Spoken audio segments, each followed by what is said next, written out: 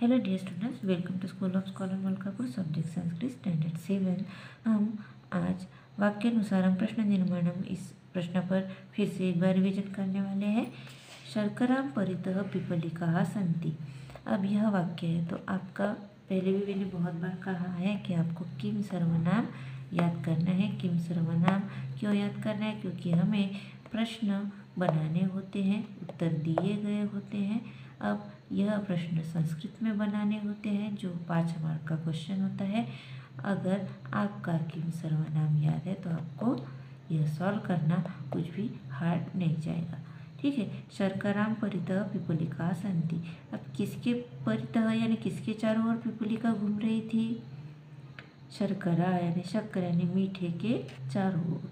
तो इसलिए शर्करा पद के स्थान पर हमें प्रश्नार्थक किम सर्वनाम का वही रूप प्रयोग में लाना होता है जो शब्द में दिया गया होता है।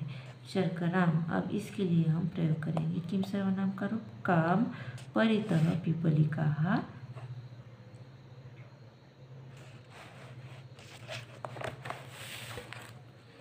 सन्ति। प्रश्नार्थक चिन्ह देना है। कार्यात् परम विश्रांति करोतु।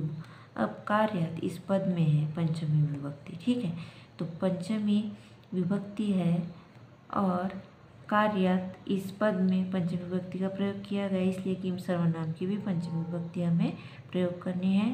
कार्यात् के स्थान पर हमने यहाँ लिखा है कस्मात् परम विश्रांति करोतु। नेक्स्ट, माता पुत्र्यां विश्वसति। माता कस्यां विश्वसति, इस तरह से यह वाक्य होता। द्वारस्य पुरतः महान् वृक्षः अस्ति। अब द्वारस्य यानी षष्ठी विभक्ति है। किम सर्वनाम के इस स्थान पर हमें षष्ठी विभक्ति का पद लिखना होता है। द्वारस्य के स्थान पर हम लिखेंगे कस्य। कस्य पुरतः महान् वृक्षः अस्ति? द्वारस्य पुरतः महान् वृक्षः अस्ति। तरुणः अनुजया सह गीतं गायति। अब सह शब्द है तृतीय विभक्ति का, इसलिए हमें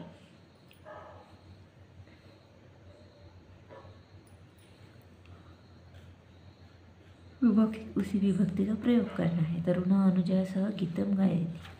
तरुणः कया सह, अब स्त्रीलिंगी शब्द के लिए यहाँ किम सर्वनाम आया है कया सह गीतं गायति। इस तरह से हमने आज प्रश्न निर्माण पर फिर से रिवीजन लिए है। आज के लिए इतना ही। धन्यवाद।